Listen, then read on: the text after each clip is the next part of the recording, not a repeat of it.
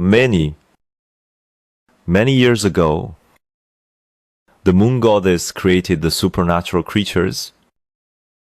Among the many creatures, she created few with a different kind of blood. They fought differently. They thought differently. They knew what to do to survive. They knew how to do the right and just think for the sake of others. They were the strongest of their kind. All of them were leaders by blood. Hence, the moon goddess assigned each of them their kind of people whom they should take care of. They were the people these leaders should fight for and guide during the dark hours they would face because of their special abilities. These creatures included werewolves, vampires, witches, giants, fairy, demons, and so many more powerful creatures to ensure their continuity. The moon goddess gave them mates. Mates were the ones with whom they would feel a connection at first sight. Not just any connection, a love connection that would bind them together for life. They were each other's other half, a piece that they would cherish till their last breath. They were there to complete each other, to love each other unconditionally and guide each other. Along with mates came a family, and with family came children.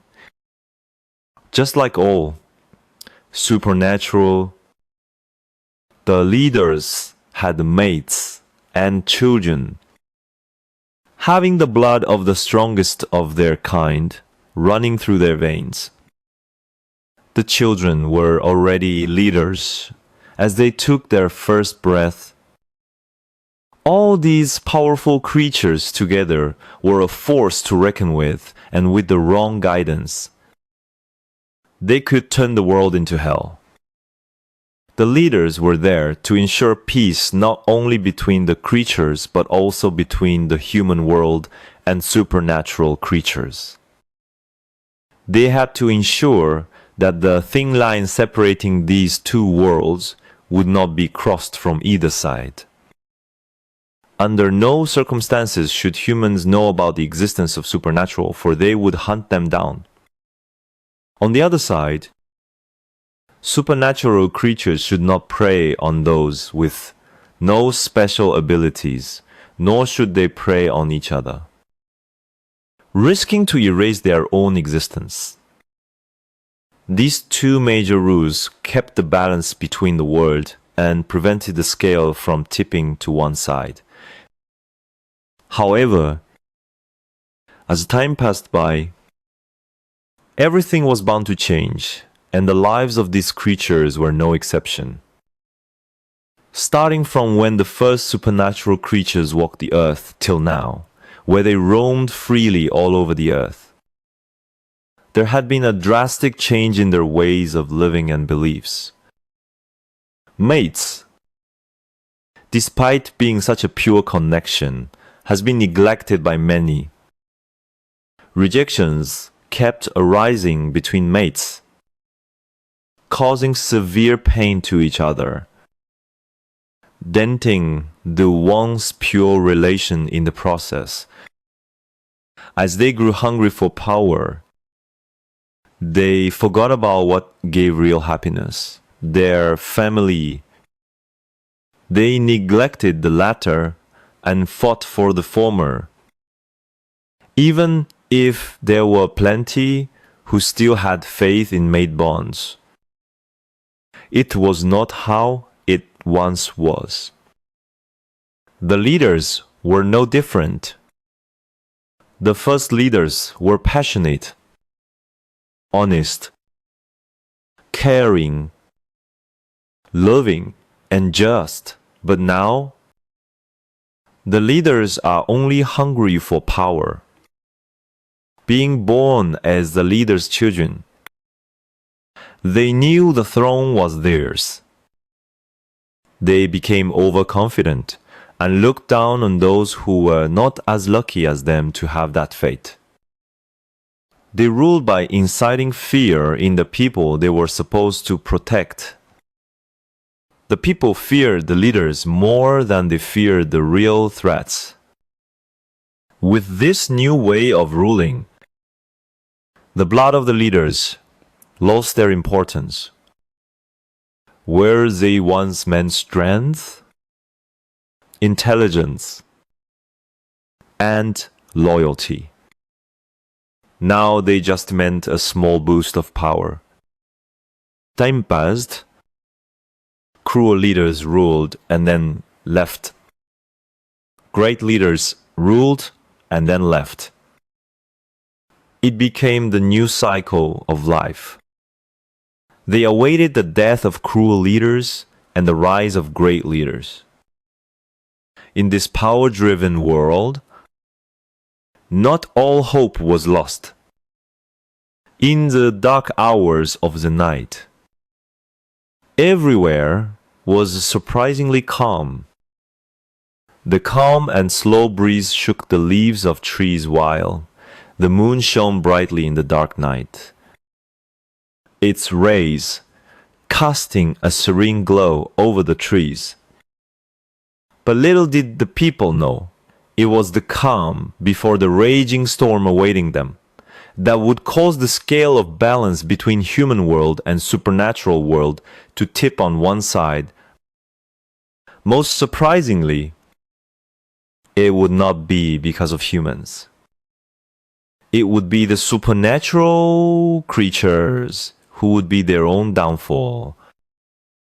In the midst of the night, King Gabriel, the king of werewolves, sat in his office, a piece of paper in his hands.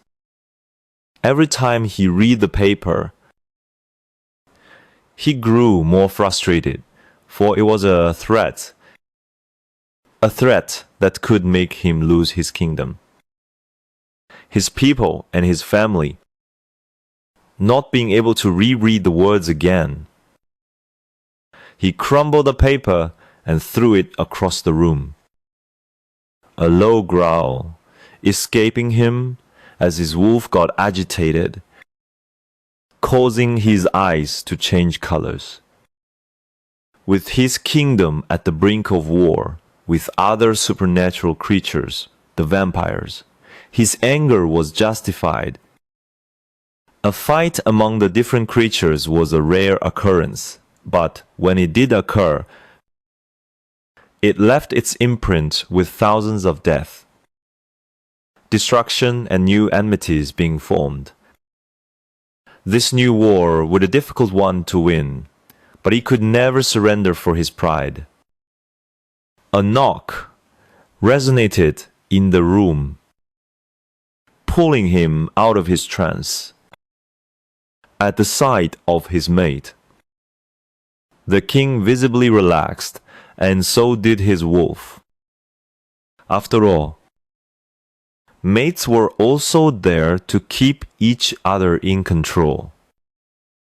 Queen Isabella was a beautiful woman with a perfect height, slender figure, and sharp facial features. But underneath all of this, there was a woman who only loved power. Queen Isabella always craved power. Being mated to the king provided her with all she ever desired. As a queen, she should have been compassionate to others in her kingdom and offered any help she could to the less fortunate. But she was the opposite. She kept to herself and was only in the company of others who had a high rank. She looked down on those of lower ranks. During the rare times she did help, it was for her reputation. Despite being a bad queen, She was a great mother and mate. She would do anything for her family since she loved her mate and her twins dearly. Is everything all right? She asked as she stood behind Gabriel, giving him a reassuring squeeze on the shoulder. He relaxed under her touch and placed his hand on Isabella's hand that was resting on his shoulder. I'm afraid no. He sighed, sounding defeated. It's another note from the vampires. It's time we deal with them. Just as the queen was about to speak, another knock interrupted her, and in walked her twins, Ryan and Raina, along with Ivory, Ryan's mate. Hi, Dad. The twins said, at the same time, Hello, King Gabriel. Ivory spoke, with the motion of his hand. He said, Drop the formalities, dear. You are part of our family now. Ivory nodded shyly and proceeded to stand next to Ryan. Ivory was no different from Isabella. Both were beautiful but power-hungry. Both loved their mates, but it was different for Ivory. Her hunger for power overpowered her love for Ryan. Given the choice between being with Ryan or being the sole ruler of the werewolves, chances were she would choose the latter in a matter of seconds. Take a seat, Gabriel said. We have to talk about some important things. Is it about the vampires again? Ryan asked. Ryan was the next in line to be king. Being the eldest child of the king and queen, just like many others, he thought having the royal blood made him fit for being king. But in this new world, it only meant a small boost of power. He may be good at fighting and planning strategies, but there were others who could easily defeat him simply because of his overconfidence. King Gabriel nodded, and Ryan spoke up again. But going into that war would be like suicide. We would either lose or lose too many people. Winning would not matter if we had no one left to rule over. I see only one person who could help us. Isabella spoke up. Your mother had been part of such a war long ago, and we won it. Maybe she could guide us. She addressed the king. Yes, but it was against the demons, not the vampires, he replied, and began contemplating the idea. But maybe you are right. Are we going to go see her or not? Raina asked, impatiently.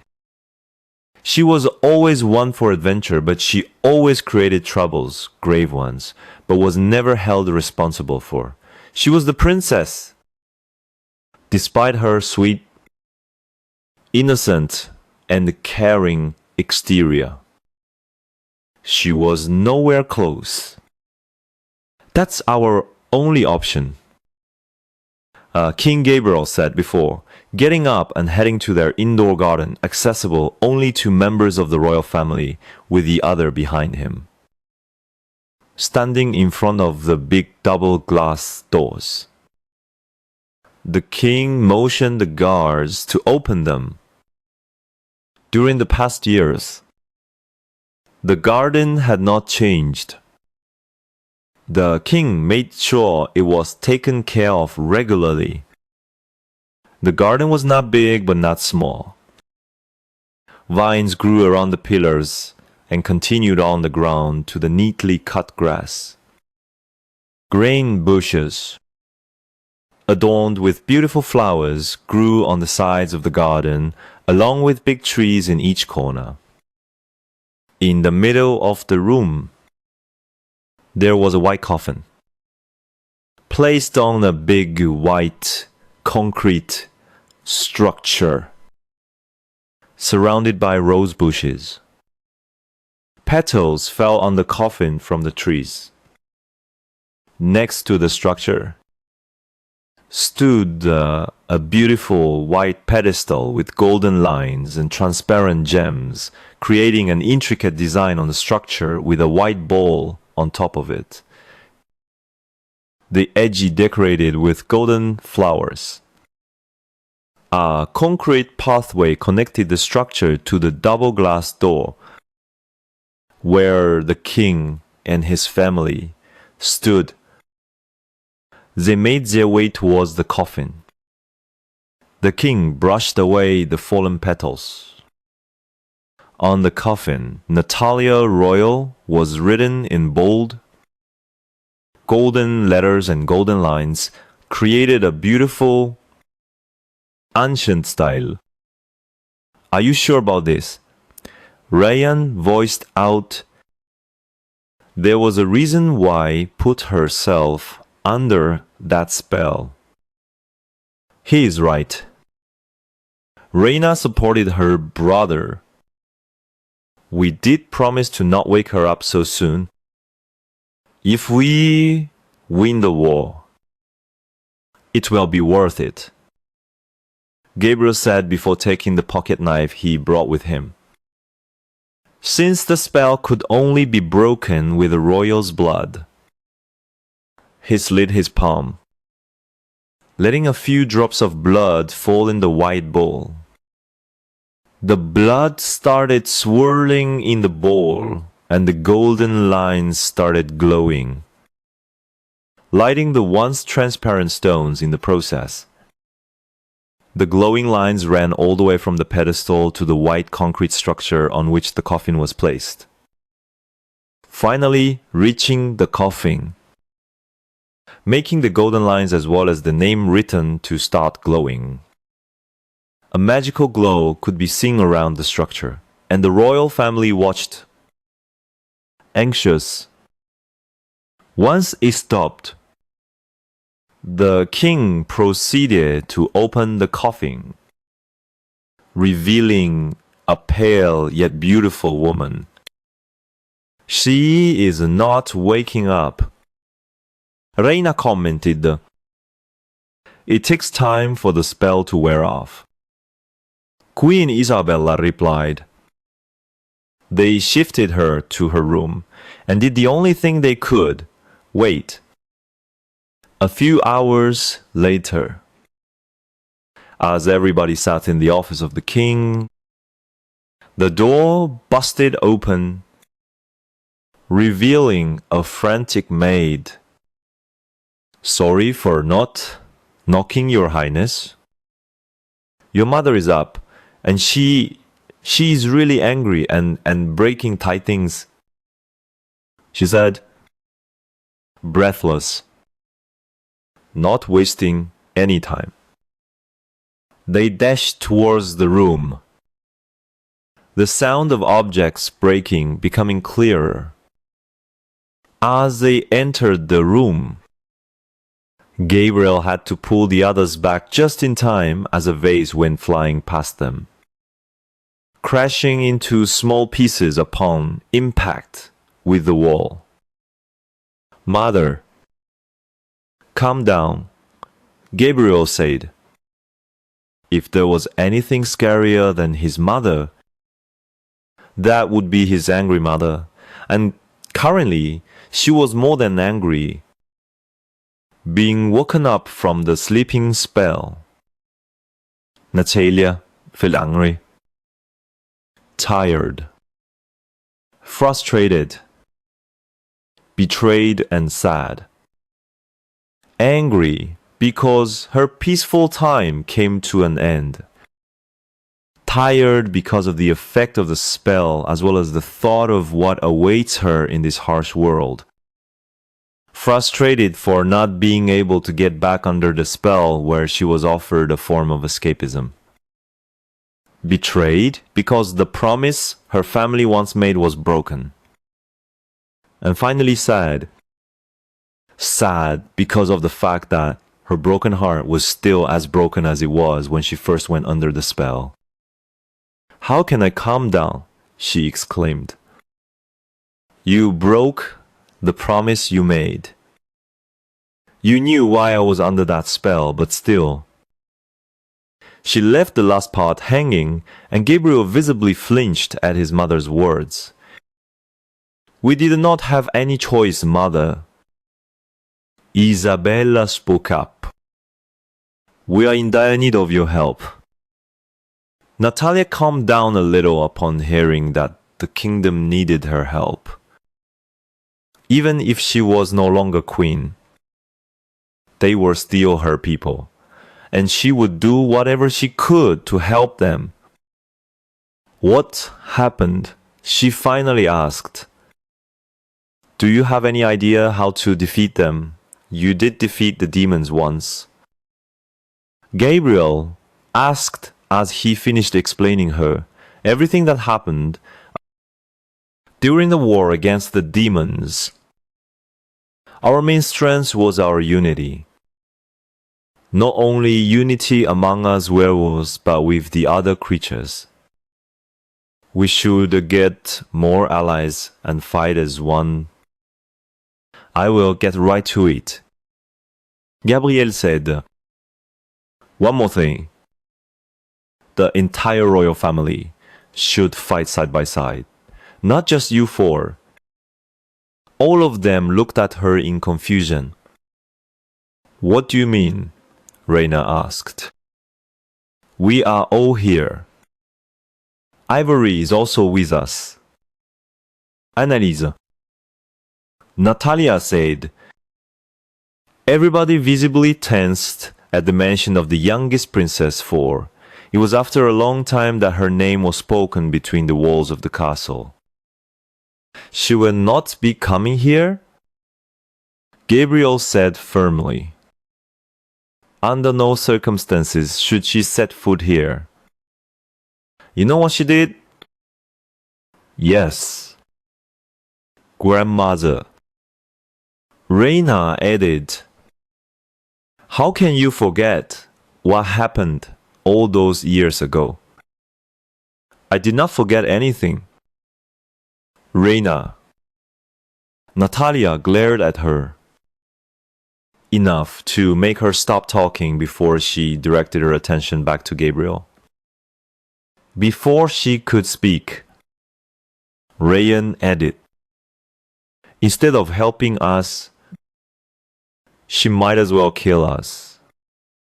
Exclaimed, "She has all the reasons to do so." "The kids are right, mother." Gabriel supported them. "She has not been at the castle for so long." "Whose fault is that?" Natalia retorted. "It was her fault," Reina interjected. "She got what she deserved, and she is not coming back here." "Young lady, don't you know you should not speak unless spoken to?" Reina grew angrier at Natalia. It was only minutes since Natalia was back and Reina already disliked her. It was very rare that people spoke back to her, and she despised when that happened. "She won't be of any help." Ryan spoke. "She was not here. She did not train. She does not know anything about our ways. She doesn't know our people. Hell, she does not even know us properly. You and your sister both should retake some basic etiquette classes." Natalia said, but unlike Reina, Rayan did not stop talking. I am the future king. I have all the right to voice out my opinion when it concerns the future of my kingdom. He said rudely, just like any other leader. He did not like it when his leadership was questioned. You are the future king.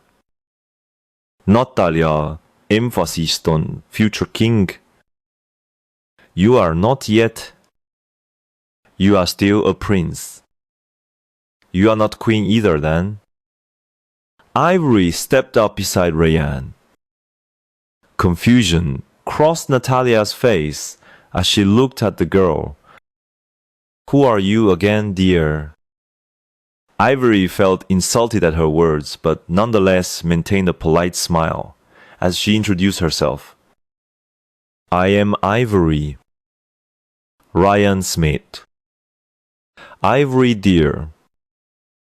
I have already been the queen, unlike Ryan and you who have yet to even sit on the throne. She replied politely, yet sharply. So, don't question my authority, dear, because I may longer be the queen, but my authority remains as it was. I might even have more authority than Gabriel, considering how long I was the queen. Forgive Ivory, mother. Isabella said. She was just trying to support her mate. Sorry, mother, but I don't think analyze will be helpful in this case. Whatever Ryan said is true. We have to be practical. We need a strong people who know how to fight. Did you ever meet her in the past years? She questioned her son. No. You said we need to be practical, but is this practical? Gabriel was confused. You have not met the girl in the past years. How do you know whether or not she knows how to fight? Don't know about fighting, but she is very well capable of murdering people. Rena muttered under her breath, but it did not go unnoticed. As everybody's eyes landed on her, she realized her mistake, but instead of apologizing, she continued, She will never be my sister. She's weak and pathetic. She is right. How can you forget what happened all those years ago? Grandma? It was because of her you went under that spell. Ryan added, Like it or not, she is your sister, she exclaimed as she started running out of patience. And she is your daughter. She is the princess. She is not needed here. Isabella intervened, taking her daughter's side. Ivory is like a sister to Reina and a daughter to me. Reina is also a princess. Isabella is right. Her absence or presence does not matter. Gabriel said firmly. Natalia scoffed, not believing her ears. I don't believe you all. She was a kid when that happened. It is clear that none of it was her fault, yet I don't know why you can't see it. So you forgive her? Gabriel asked. Hatred coating his words. No. There was nothing to forgive in the first place. What happened was not because of her. Get that clear in your head. But she did not let them complete their sentence. You broke the spell. You woke me up because you needed my help. And now, when I am telling you what I think is best to do, you are not taking it? She was furious at this point. You know, I could very well just leave and leave you all to face this war on your own, because by listening to how you are talking, your defeat seems almost certain. She scoffed. But I won't. These are my people too, and I won't let them suffer because you all have too big of an ego to realize the truth. You would rather die than call back the girl who could help us. The same girl who is your daughter, your sister. All of this because of something that was not even her fault? Mother, I've heard enough from you for the day. She glared at Gabriel. I know what I am talking about. If she is not by your side, you will perish. You will fall, and along with you, the people will too. Her voice boomed in the room. As her wolf started to get agitated, everyone was confused as to why Natalia was bent on calling Annalise back, but little did they know Natalia had a special gift. She could see the visions of all the ways an event could end in the future. When they mentioned the war with the vampires, she got two visions. In one of them, the whole royal family was fighting side by side, including Annalise, and they came out victorious. In the other one, Annalise was not in the picture and they welcomed their doom. Though the visions were not always entirely true, given the slightest change of events, the outcome could be completely different.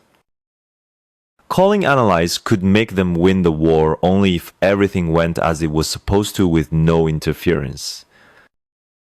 However, it looked as if it would be difficult to have the expected outcome, judging by their opinion on her. During the years, Natalia was under the spell. She came to terms with the truth. There was nothing she could do to change anything that happened. She never held Annalise responsible for anything that happened that night. If only her family could open their eyes and see it too. Being born 2 years after the twins, Annalise was always treated differently.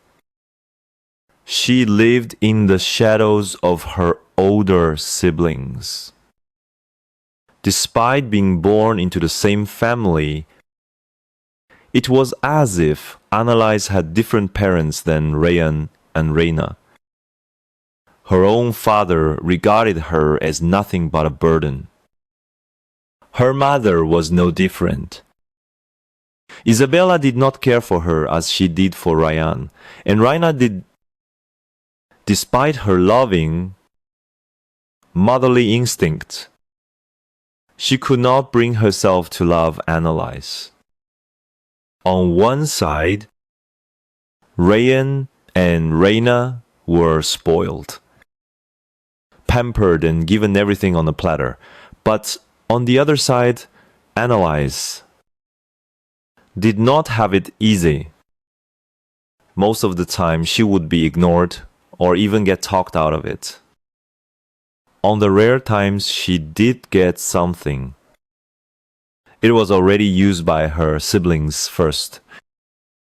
Be it dresses, toys, books, or training. She never got anything she wanted. Despite her unfair treatment, she never said anything, hoping that one day everything would change and she would get a happy, loving family like in the fairy tales. Rayan and Reina were her siblings.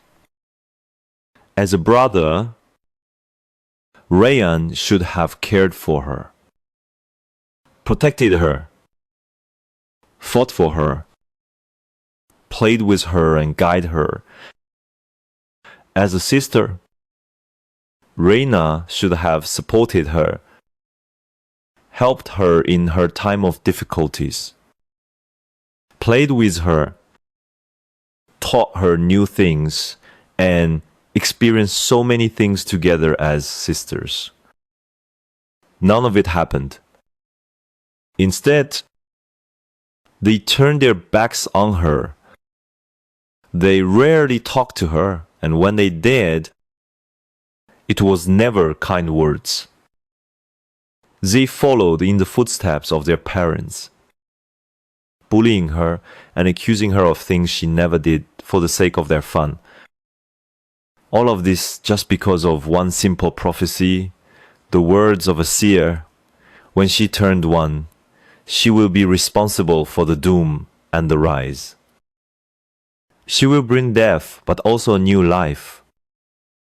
With her dark, black shadow inside her and the evil next to her, she shall bring chaos along with peace. She will be the light, guiding some, but also the dark, for some, bringing their doom. Those few sentences were enough to make her family wary of her and her powers. Being her father, but also the king, Gabriel was worried that the doom she would be responsible for would be that of his own kingdom. Would she bring death to their door or life? Would she be their light or their darkness? Not diving any deeper into the prophecy, they assumed the worst. They did not bother finding out about her powers. They simply cast her aside. As the future king, Ryan felt that Annalise was a threat to his position. Rena was afraid that her parents would give her little sister more attention than her. After what happened that night, their wariness turned into hatred for her. They thought they had figured out the prophecy. Keeping her at the palace any longer would be their own downfall. So, they decided to send her away, and they felt no remorse while doing so. They had long waited to get rid of her, ever since hearing about the prophecy. But that night, they found a valid reason. Once sent away, they never bothered to know about her. Was she alive? Was she dead? They did not bother at all. All these years later, Natalia had only one regret. She regretted not being able to stop her family from doing their foolish things. She could not help that little girl, but now she was willing to do anything to give her the life she deserved since the day she was born. You will do as I say, Natalia said firmly, her voice firm and demanding obedience. You call Annalise back and prepare to have that meeting, not being able to refuse his mother. The king answered, Yes, mother, but the only reason she will be here is because we trust you. Nothing else. Her presence will change nothing. She will never be my daughter again. With that, he turned and left the room, and the others followed, leaving Natalia to rest in her room. I can't believe this. She is supposed to help us win this war? Gabriel exclaimed as he threw the doors to his office open. Neither of us is pleased with this decision. Isabella said, But we have to do it. Your mother must have her reasons if she's asking us to do this. We need to do everything we can to win this war. What if she will be our downfall? Remember the prophecy? Raina reminded them.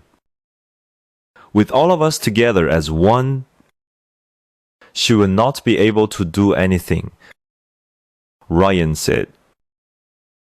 I wonder if she even knows how to use her abilities or not. He mocked.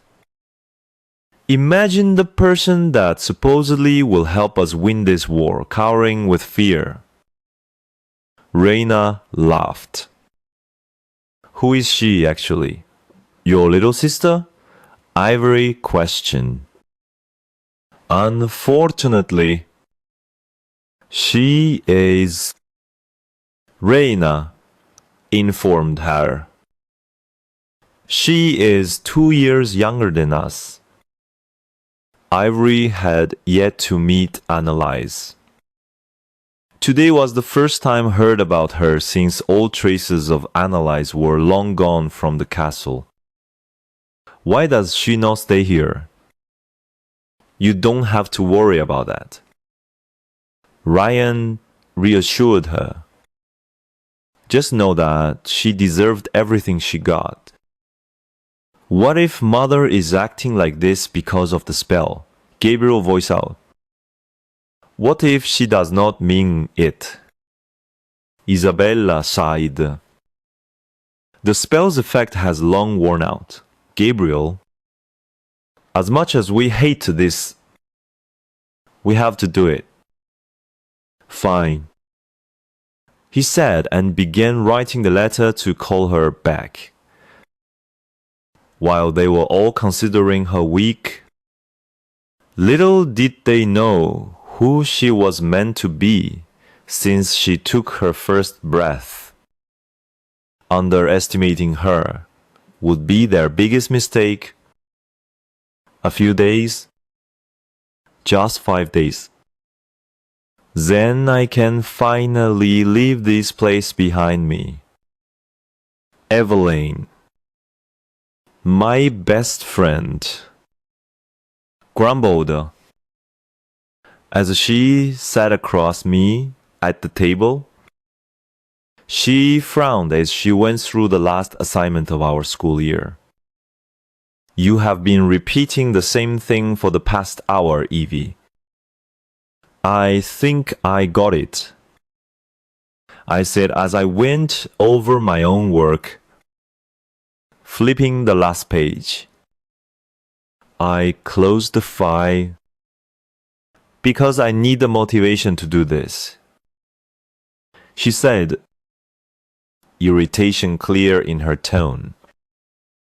Who gives an assignment during the last week of school? A groan escaped her as she aggressively flipped pages while I leaned back and watched her. Amused. Mr. Johnson does. She sent me a glare. I just rolled my eyes at her. Done, she exclaimed, slamming her file shut and beaming at me, pride gleaming in her eyes. Keep it down. Miss Scott, the librarian's voice reached our table from not far away, and Evelyn just gave the old lady an awkward smile. You are so noisy. Miss Scott. I mimicked the librarian's voice, knowing very well what she would say when we passed her desk on our way out. You should learn the basic rules of being in a library, Evelyn added, grimacing. We both held our laughter in, getting scolded by our librarian, a petite woman in her mid-60s, with a round face, pale skin with occasional wrinkles, always wearing a severe, strict face, has become a routine for Eveline, to the point we already know the exact words. I know the drill. I think everybody knows. Miss Evelyn Scott, The most famous name in the library. Not for good reasons, though. She rolled her eyes as I added the last part. Trust me, she will miss me once I get out of this hellhole. Why? She asked. Because she will not have anyone to scold anymore and her job will be boring. She answered her own question, glancing at the librarian. I highly doubt that. I scoffed. Speaking about living, what are you going to do? Suddenly, the mood changed from a light, joyful one to a heavy, tense one, as she raised the question I have been avoiding for so long. I have yet to decide. She frowned. Waiting for me to continue? It's not an easy choice. You are not considering going back there. Are you? I stayed quiet, knowing very well what there meant. My family. Anna? Evelyn and I have been best friends for years now. When I first came to the school, she was not yet enrolled. The first day she came, I caught her crying alone. Her parents were Omegas in her pack. Huns. Many people looked down on her and her family. She was bullied by fellow members of her pack. That day was our first conversation. Then, with every passing day, we confided in each other and now we were best friends. Over the years, Eveline has changed a lot, and I could not wait for her to go back to her pack and show the people there what she's made up of. It's not an easy choice. Evie, I sighed, fumbling with the pen in my hands. You know how difficult it is for me to decide. She placed her hands on mine, clasping them together and looked me in the eyes. A warm feeling enveloping both of us. I know I can't choose for you. However, if you need somewhere to go, you can come to my pack. My parents are Omegas. Nobody cares about what we do. You could stay with us. I am sure they would be more than happy to have you at our house. She gave me a small smile. You are not alone, Anna. I will always be with you. Don't let their words affect you anymore. This is your life. Their opinions don't matter. Not after what they put you through. I may not have the best family, but I do have the best friend. I smiled at her. Thanks a lot. Evie, but I can't come to your pack. If your pack recognizes me as the werewolf princess, and word gets to my parents or even my siblings, things could get ugly. So you neither want to go to my pack nor back to your family, right? She questioned. I don't know. Maybe they changed? She gave me an incredulous look. It's been a long time since everything went down. My brother even got a mate, and my sister has also changed a lot. So maybe, I left the last part hanging. It's good to have hope, Anna, but I really care for you, and right now, things are unlikely to turn out the way you are imagining. I let her words sink in. I don't think the people who treated you the way they did at the mere age of 7 would change. If they did, it would most probably be for the worst. My other option was settling in the city. Try to blend in with the humans and live a normal life. I shrugged. I could get a job and pursue some higher studies on the long run. You are a werewolf. Anna.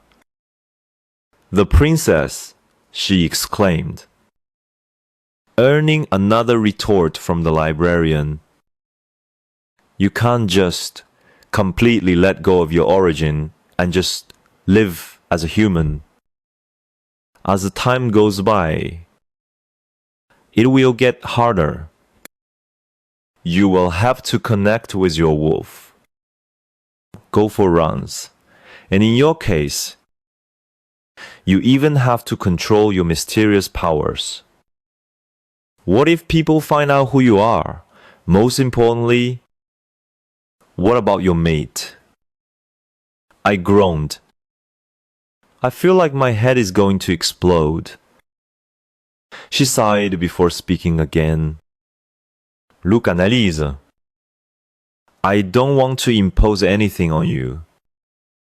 As I said earlier, it's your life, your choice, but we both know you need to make up your mind by the end of this week. Thank you. Evie.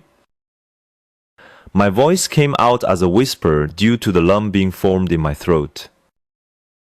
I will make up my mind soon. I can feel it. Choose what's best for you. Don't let anyone influence your decision. Not even me. Don't let them hurt you again. Her eyes turned glossy, and I felt bad for ruining her mood with this discussion. I love you. I love you too. I forced a small laugh, blinking the tears away. Enough of this talk now. Why don't you go first? I have to return some of the books I took last time. Fine, she replied after a few seconds. I need to get back to my speech for graduation too. I have not even started yet. She quickly stuffed all her things in her bag, slung it over her shoulder, and was of the library in a flash. Perks of being a werewolf, but not before hearing the librarian's usual remark. As I packed up my things, I could not help but think about my plans after school. Despite what many others say, this school has been a safe place for me. If not for it, I would most probably be dead by now. Due to this school and the teachers, I was safe from the horrors lurking in the world outside. I still remember vividly that night when everything changed for the better. The cold, chilly, dark night was strangely calm as I walked through the empty streets. Ignoring the prickling sensation of the cold winds, I continued down my path, kicking the pebbles in my way. I walked towards a nearby bench where I sat down.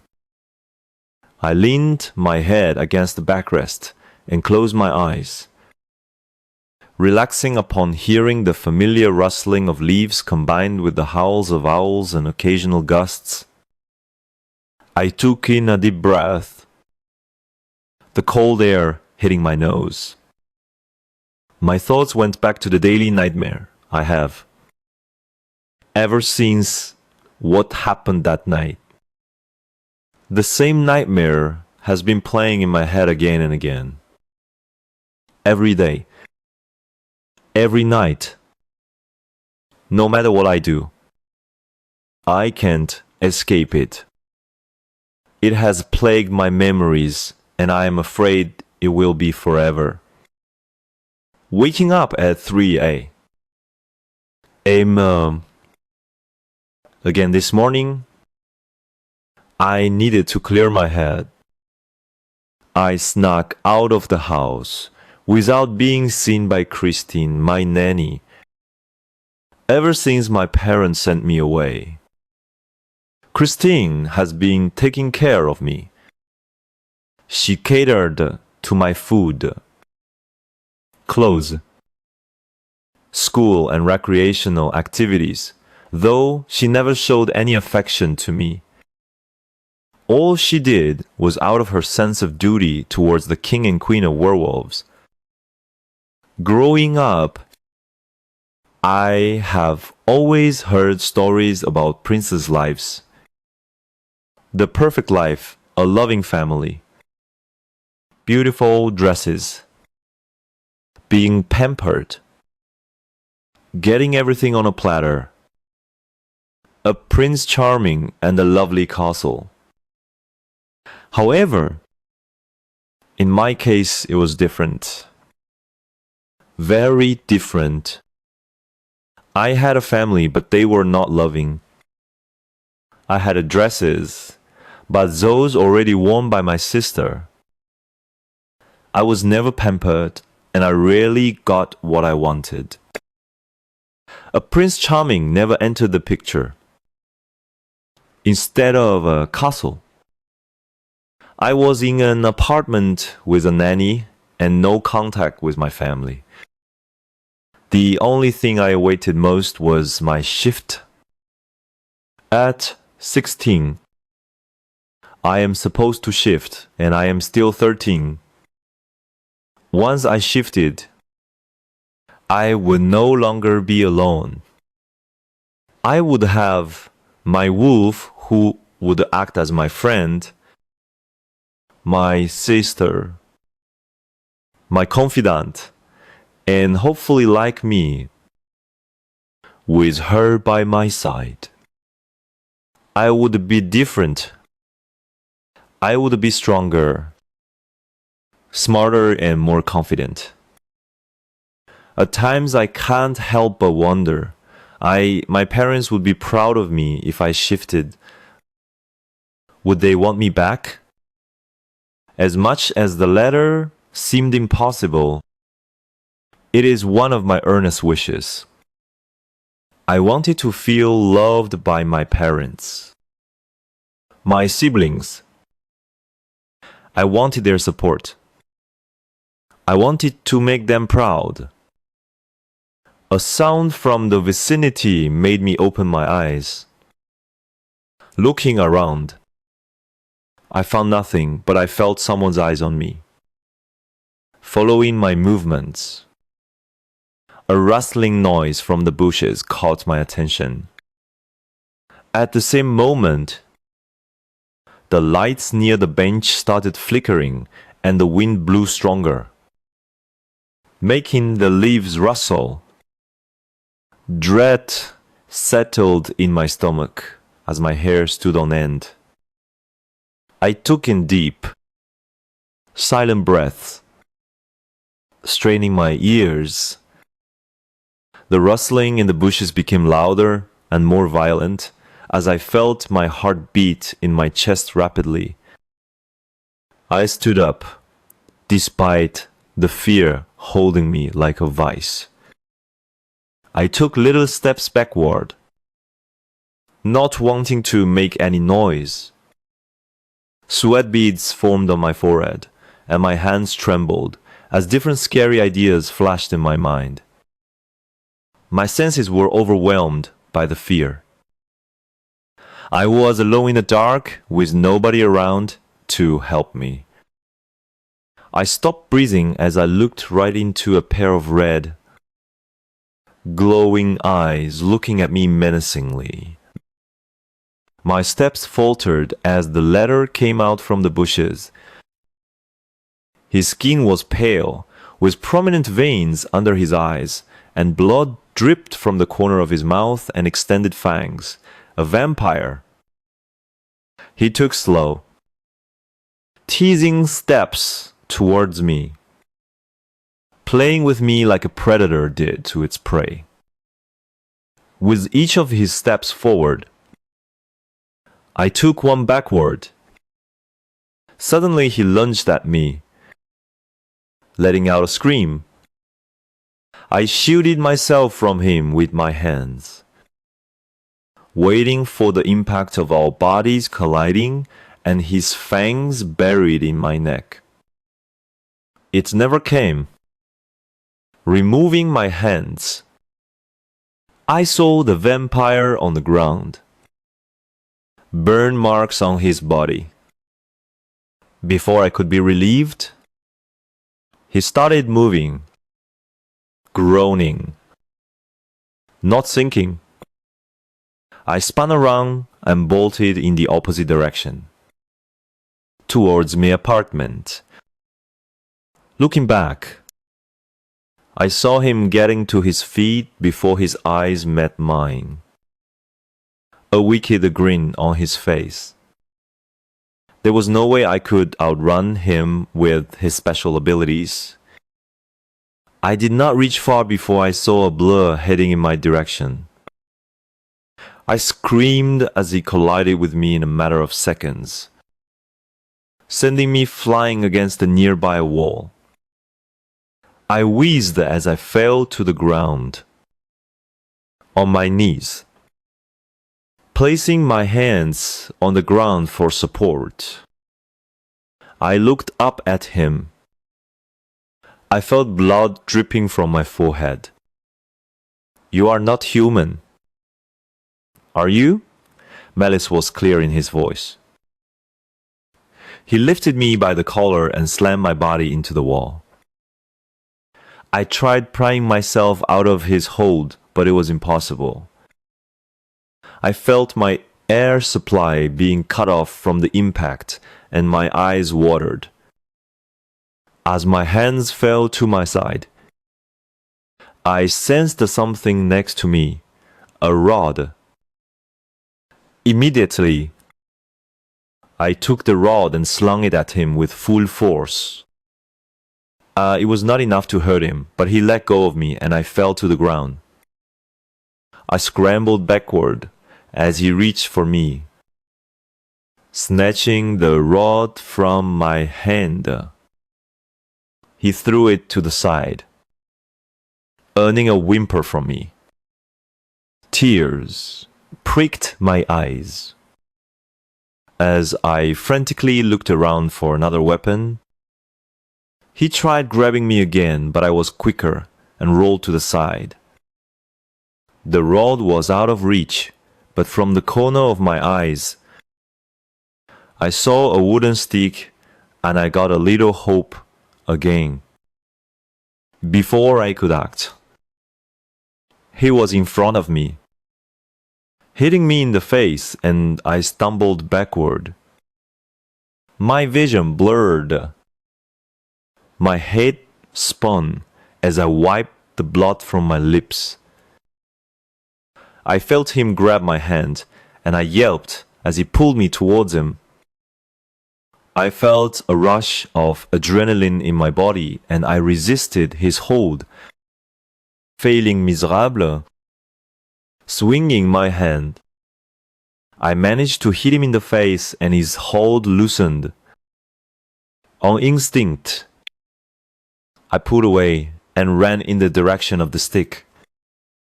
Taking it in my hand, I swung it at a nearby wall with all my force, breaking it into two. I turned around just in time as the vampire approached me and buried the pointy end of the stick right in his heart. His body went limp and fell on me as his already pale skin got paler and his veins turned black. I released a breath as realization set in. I killed the vampire, afraid there might be others lurking in the corner. I tried pushing him off me, but he was heavy and I was worn out from all the fighting. The adrenaline long gone. I grunted, not being able to move him, but then someone lifted him from me. Fearing it was another vampire, I held the other piece of stick in my hand, ready to defend myself as the body got lifted. Whoa. Calm down there. We are not going to hurt you. A voice said. His face came into view, and unlike the vampire, he looked normal. Though I did not let my guard down. Scrambling to my feet, I moved away from him, the stick held firmly in my hands. He raised his hands. Surrendering. I am Malcolm. We are police officers who hunt bad guys like him. He is. He struggled to find the words. Sighing, I said, I know he's a vampire. Who are you? He looked taken aback, but composed himself quickly. We are hunters. He motioned to his two other friends taking care of the body. We hunt any supernatural creature who poses a threat to humans. Don't worry. You're safe now. He crouched down to my height and smiled lightly at me. His smile was comforting, along with his eyes, which had a warm feeling to them, and I found it in myself to trust him. He extended his hand toward me. Reluctantly, I placed my free hand in his, and he stood up to his full height. You can let go of the stick now. I shook my head and he let out a small chuckle. Okay. So what's your name? He led me away from the scene towards a bench nearby. One seated. I answered his question. Annalise. I hesitated from giving any more information. He opened a water bottle and gave it to me. I eyed it suspiciously. Being nearly killed by a vampire has made me paranoid. It's safe. Drink it. You look worn out. Giving in. I took a sip before chugging down the whole bottle. Annalise. How do you know about vampires? He questioned as I gave him back the bottle.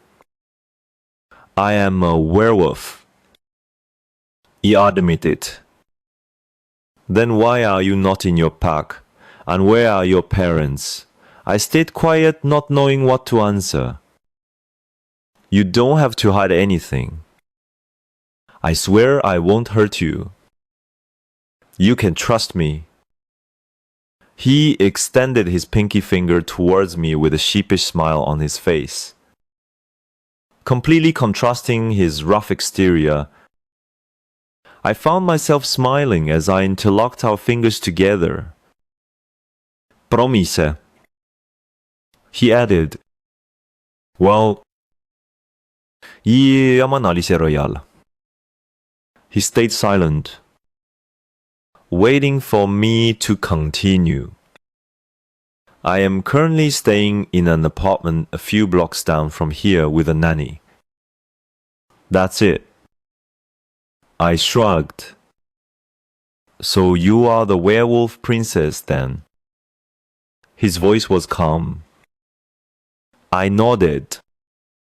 Well, I have a proposal for you.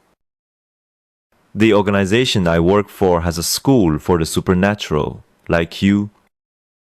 There you will not only learn more about your powers, but you will also get to know other people, just like you. If you say yes, I will take care of everything for you. Why? I found myself asking, because you are a fighter.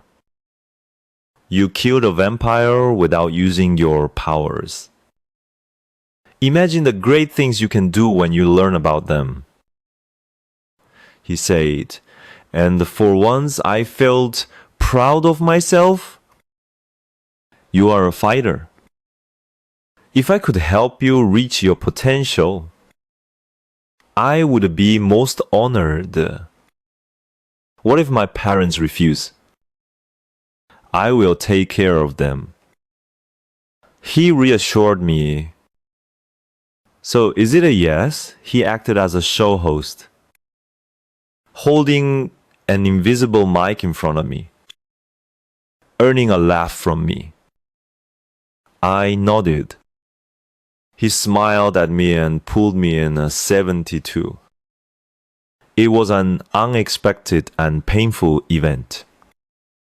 What made it worse was that I was alone in the forest, with no one to guide or support me. In the end, it was all worth it when I met my wolf, Crescent.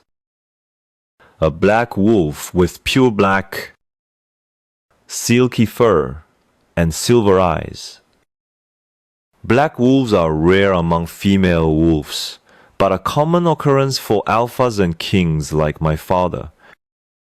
Furthermore, I possessed mysterious powers, which I have yet to know the root of, and even if I was a werewolf, I was not affected by silver. I had the same powers as other werewolves, but somehow they were heightened. I could move faster and hear better than others. Even alphas, the teachers have tried their best in finding a possible reason, but in vain. Many suspected it was something in the royal family, but there have been no such previous cases. With the help of my teachers, not only did I learn more about my power, but I was more under control. Though Malcolm always told me that I had yet to reach my full potential. He believed I could do much more than what I was being taught at school. Red was the only thing I could see.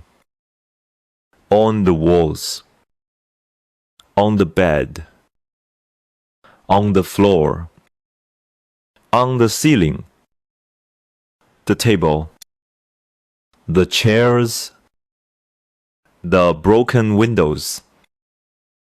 Everywhere, it painted every inch of every surface. Bile rose up my throat, looking at the lifeless, dismembered bodies on the floor, all in a pool of blood. Looking around the room, my eyes fell on a small figure huddled in a corner.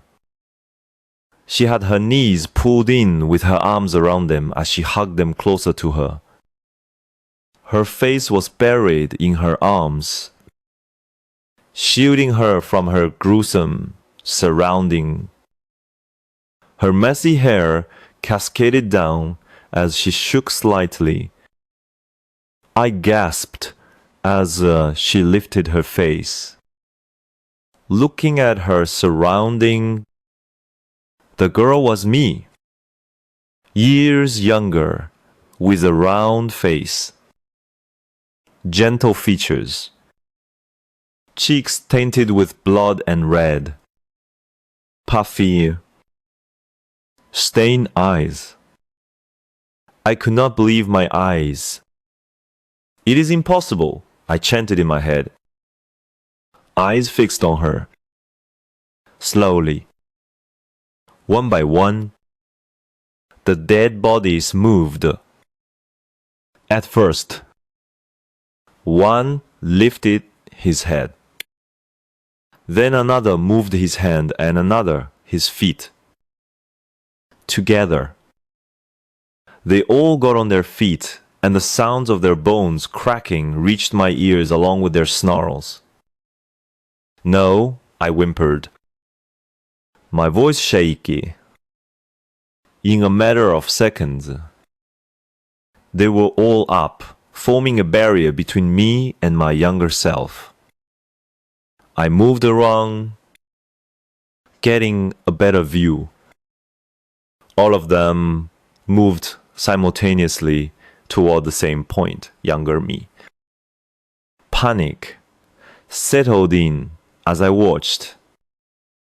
She stayed rooted to her space, staring at bodies moving in her direction.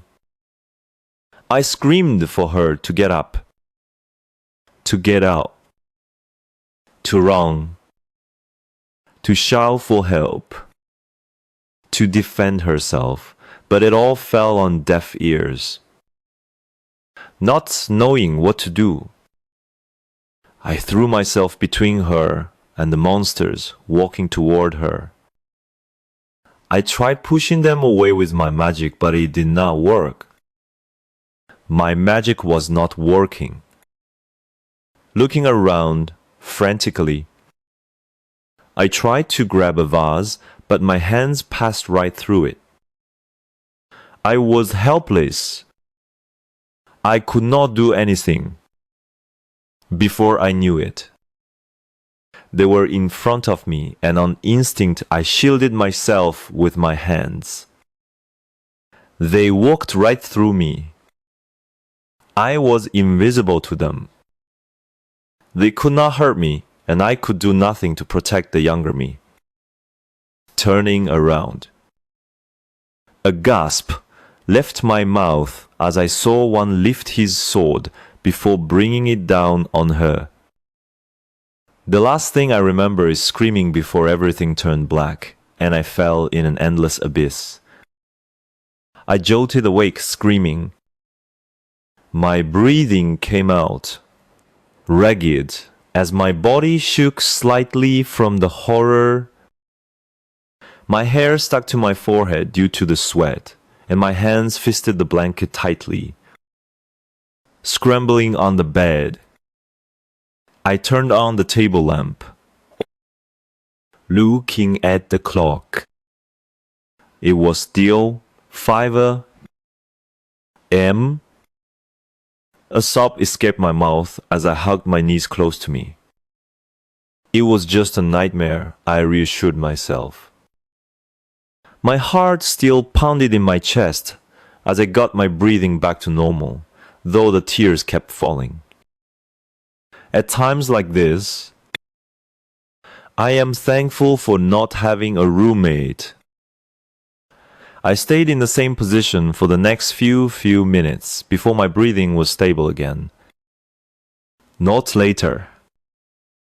It was time to get ready for school. Throwing the covers off me, I got out of bed and got ready for yet another day at school. Once ready, I grabbed my phone, not bothering to take my bag since we were free this week, and went to meet up with Evelyn at the school cafeteria for breakfast. So, did you decide yet? Evelyn asked, as I took a bite of my food. I just shook my head, not having the strength to talk. She sighed, but did not push me any further. The rest of breakfast went by quickly as we engaged in small, light talks. Ignoring the elephant in the room. You want to accompany me to the mall to search for a dress? Evelyn suggested as we exited the cafeteria. My sentence was cut off by the headmaster's voice resonating in the entire school. Analyze Royal is needed at the office, please. I felt several pairs of eyes settle on me while I just frowned in confusion. Did you get into trouble without me? Evelyn asked. I guess we will find out soon. I shrugged. Go ahead. I will meet you in your room in a while. Evelyn said as she ushered me forward. What about the mall? I asked. You are more important than a dress, Anna. She rolled her eyes. I laughed and made my way toward the headmaster's office. Feeling nervous, as the other students' gazes were fixed on me in the hallways. As I approached the office, I saw Miss Jennifer, the receptionist, looking stressed as always and typing furiously on the computer.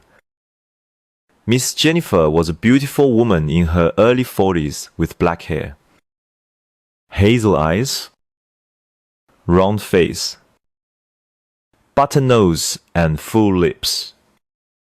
Good morning, Miss Jennifer. I greeted her with a smile. She lifted her head and returned the smile. Morning to you. Analyze. The headmaster is waiting for you. You can go in. Thank you.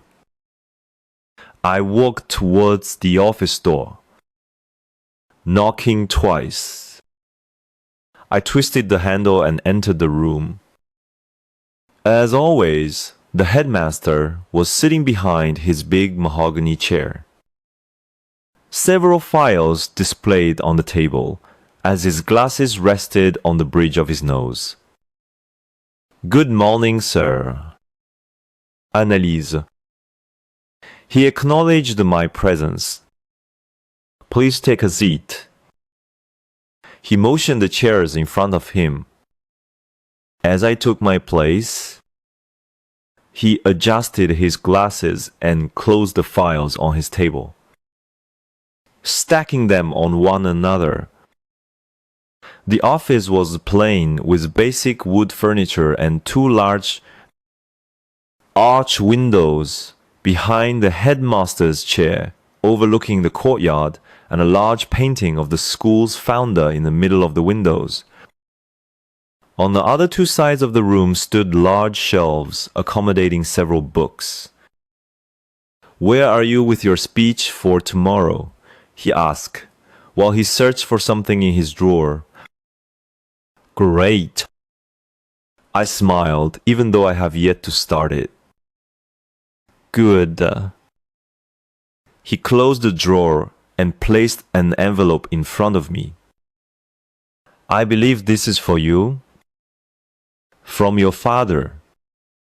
Upon hearing the last part, I was confused. My family never tried contacting me, let alone my father. What could he want from me? I took the envelope in my hands and opened the seal, taking the piece of paper in my hands. I could not believe what I was reading. It was all too good to be true. Your father called us yesterday. The headmaster started, and I put the letter back in the envelope. He wants you back at the palace, as you read in the letter. He informed us that a driver will be picking you up after your graduation tomorrow. Okay. I gave him a little smile and got up. Leaving the office, I was dumbfounded as I made my way to my room. They really wanted me back. Did they realize they were wrong and changed? Was I right? I would not hope for that much, Lizzie. Crescent. My wolf commented. What they did to you is unforgivable. Life is all about second chances, right? Don't get your hopes too high. Opening the door, I found Evelyn sprawled on my bed with her phone in her hands. As she realized I was back, she sat up straight. So, what happened? She asked. Impatiently, I walked to the bed and sat opposite her. giving her the envelope. I could not help but be nervous as she read the letter. "No way," she exclaimed, throwing the letter on the bed. "They do not get to choose if you are going to go back there or live on your own," she said, exasperated. "Who do they think they are, to just send you away when they want and then call you back when they want? Do they take you for an object?" "Evie," I tried to calm her down. "I am going back. I have decided," I said firmly. "Anna." She sighed. "Are you sure about this? The option of going to my pack is still up. I have made my choice. I will go back. Hopefully." "They changed." I fumbled with my fingers. "But if they have not, then I will live again. For good. I will start a life in the human world. That's my decision." "Fine," she said. "But if they ever do anything to hurt you in the slightest way, you better get out of there. No more chances for those idiots." "We'll see," I said vaguely. She pulled me into a hug. "Well, I guess that this is our last day together since you are not coming to my pack." I hugged her back. "Let's make the best out of this day." She sighed. "But first, go get that dress of yours. You need to look your best tomorrow," I said as I pulled away. "Then we can have a girls' night tonight. Accompany me to the mall. I have to meet up with someone. We'll have our girls' night, for sure," I reassured her. "Fine then. See you in a while." She hugged me one last time before getting up and leaving the room. "What are we doing then?" Crescent asked as I got up from the bed. "Meet up with someone, like I said." I shoved the letter in my bag and zipped it up. With my phone in hand, I made my way to the training hall. As I neared the hall, I could already hear his voice resonating in the area. "Stop fighting like a baby.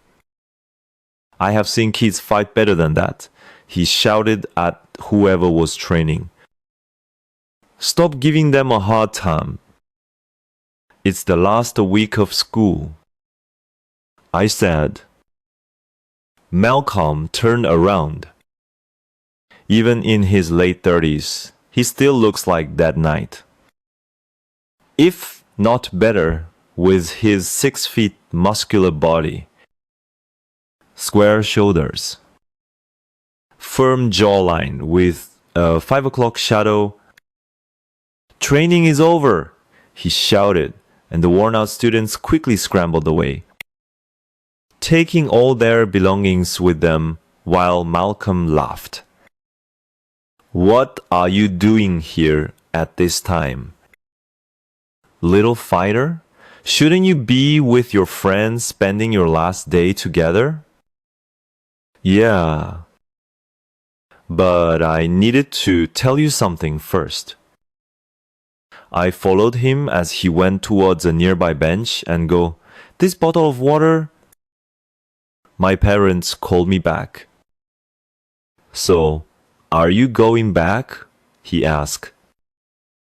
Displeasure clearly written over his features. "Along with Evelyn. He is the only person to know about what happened to my family." "Yeah," I said quietly. But if they did not change, I will return back. I added, "You made your choice," he finally said after a moment of silence. He kept his bottle back on the bench. "I really hope things go as you want and that they changed.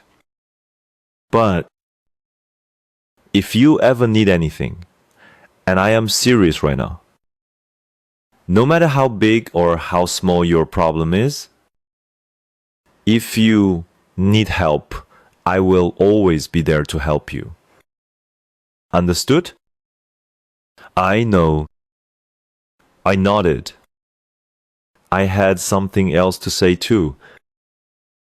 Go ahead. I cleared my throat. "I have never properly thanked you for everything you did for me." "Anna," I did not let him complete his sentence and continued. "If it was not for you that night, I would most probably be dead by now. Without your help all these years, I would not have control over my powers. I would not have met such wonderful people in my life." Tears welled up in my eyes. "Whether you accept it or not, you have been a father figure in my life, and you will always have a special place in my heart. Even if I am leaving tomorrow, I won't ever forget you or what you have done." With a small smile, I extended my pinky towards him. He let out a chuckle as he interlocked his finger with mine. "프롬이제?" I added, my voice cracking at the end. He pulled me in a hug. "Even without me, you would have made it this far. You are the daughter I wish I had, and I will not forget you either." Before I started crying, I said, "Okay, enough now." "You are so sweaty." He rolled his eyes as we pulled away and ruffled my hair. "Will you be here tomorrow?" I asked. "I have other work." "I won't be here," he replied. Disappointed. "I guess this is goodbye then." I sniffled. He just nodded in return. Sighing, I turned around to leave. "Only a few steps away," he said. "Don't forget that you are a fighter analyze, and you can do so much more than you know. And this is not goodbye." I smiled at him, and if I was not wrong, his eyes were glossy. Before I could confirm anything, he took his things and left the room through the other door. "Let's hope for the best now," Crescent said as I made my way to prepare for our girls' night. After all these years of being between the walls of the school, it was finally time to say goodbye. Graduation was finally here. It was time to part company with my friends and teachers. I would finally leave, taking with me nothing but memories of the past few years. Memories about my first day here, my first meeting with Evelyn, training with Malcolm, the first time I learned about my powers, and many more, which will stay with me till the day I die. As I applied the last coat of mascara, I could not help the bundle of nerves in my stomach. With every passing second, it tightened, making me uneasy and on edge. My graduation speech was already a worry, but it was nothing compared to what awaited me once. Graduation was over. In my list of problems, the graduation speech was at the bottom, while the reunion with my family claimed first place in 3 hours. Graduation would be over in 4 hours. I would be on my way back home. In 10 hours, I would be home with the people I called family. Just the thought was enough to make me feel several emotions at once: joy, sorrow, angst, anticipation, anxiousness.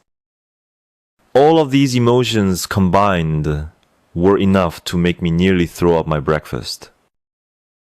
Looking in the mirror, I saw my reflection staring back at me. Even if time passed by and I changed, deep inside, I still saw the 7-year-old girl who craved the family's attention, Leanne, who wanted to be loved, and who did everything in her abilities to make her parents proud. And this time, there was a glimmer of hope in her eyes, along with a familiar look of longing. Releasing a breath, I placed the mascara in my makeup bag before stuffing it in my suitcase. As I closed the bag, someone knocked on my door. Before opening the door, I already knew who it was, and a smile played on my lips. Swinging the door open, I was met with a beaming Evelyn. "Ready for graduation?" she smiled. I nodded. "You look stunning, Evie." Indeed. In her black spaghetti strap jumpsuit, with flared bottoms paired with simple gold accessories and black stilettos. She looked gorgeous. Her ethereal makeup and long, curled, dirty blonde hair made her facial features stand out. "Thanks, Anna." She twirled, showing me her entire outfit. "You look absolutely gorgeous too. I swear when the people at the palace will see you, they will swoon over your beauty, and your stupid family will realize their mistakes." As for me, I was dressed in a knee-length beige dress with puffy sleeves and a belt of the same material, giving the whole dress an elegant and chic look. I paired it with nude heels and neutral make with my black hair in a half-up, half-down hairstyle. I let out a small laugh. "Thanks. Let's go now. We don't want to miss anything." She squealed excitedly as I went back inside to grab my phone. "Even the headmaster's speech?" I commented, closing my door behind me. Evelyn linked our arms and we walked towards the hall. I think I could endure one last and final boring speech of the old man. I just shook my head at her comment. As we neared the hall, the hallways were bustling with students. Teachers and parents here to support their children. Excited chatters and laughter of students, accompanied by their families, filled the beautifully decorated hallways. Flowers in vases stood on stands at regular intervals on both sides of the hallways, and fairy lights adorned the walls along with balloons of theme gold, white and rose gold. With the witch's magic, sparkles fell on everybody passing the hallway till the hall. Despite the convivial atmosphere, Some were still in a rush, ensuring their outfits were on point, or for the last-minute decorations. I found myself smiling at the scene as we walked toward the entrance of the hall.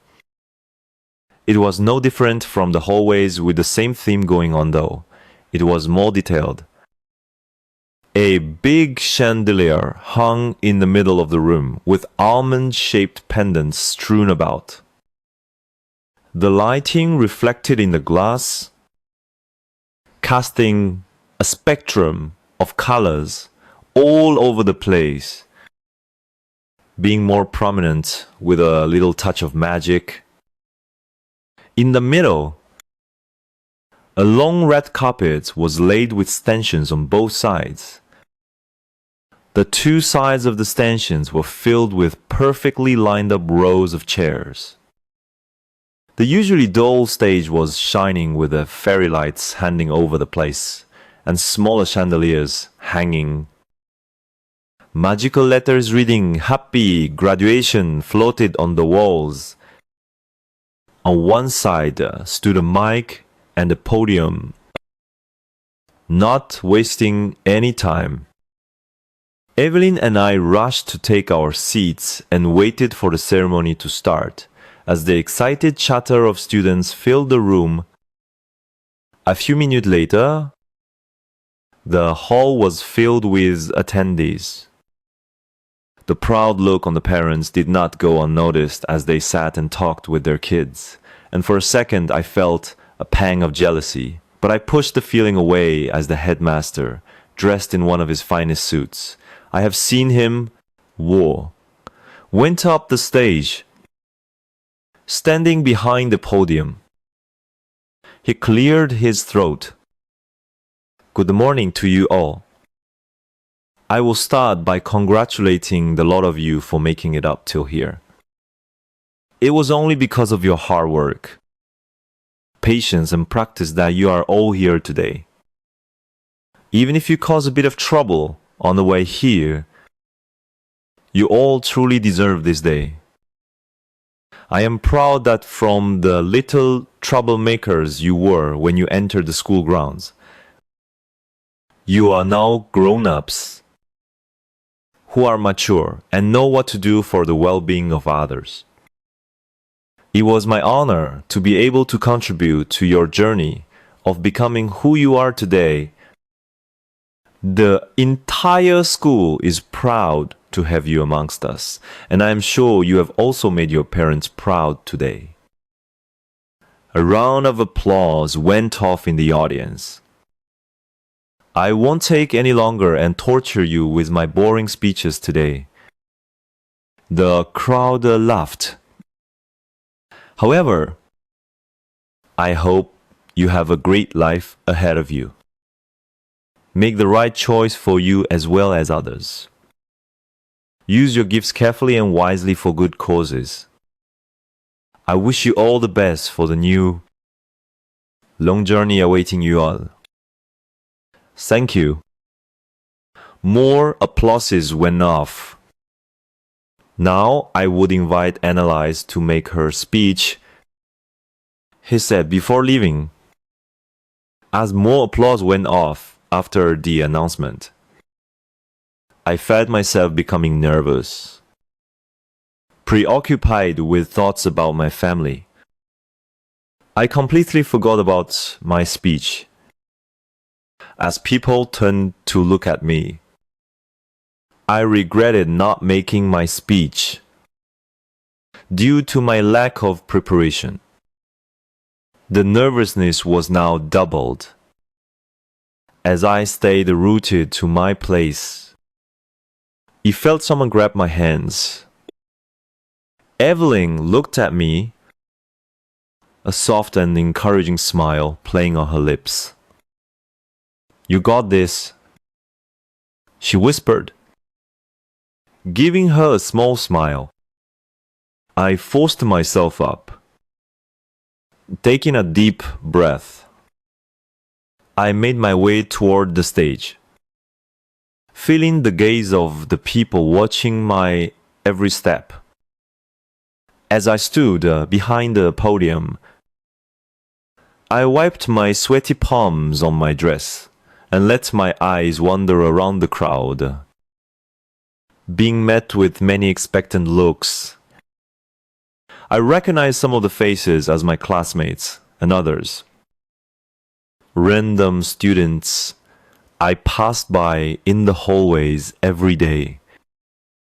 Even if I did not prepare the speech beforehand, did not mean that I should not say anything. I knew these people for a long time, many years. We all shared the same experiences at school. We learned to fight together. We learned to fall together. And we learned to get back up together. We lived the same moments one way or another. This day was not an accomplishment for only me, but also many others. And I was not going to let a foolish mistake on my part ruin this day. You got this? Crescent added, determined. I stood up straight and faced the audience and offered a small smile. The sudden rush of confidence felt strange yet amazing, overwhelming all of my senses. My heart was pounding in my rib cage, but not because of nervousness or fear, but because of excitement. At that moment, I knew I could do it. I never felt this way before, and I loved it. It was a new side of me, a hidden side that I would no longer hide. Good morning, everyone. Firstly, congratulations to us all, students who made it here today. I know school is not exactly heaven on earth. In fact, some would say it is very far from it, to the point that they consider it to be a hellhole or prison. I said, using air quotes at the end, and a few laughs erupted in the crowd, making me a bit at ease.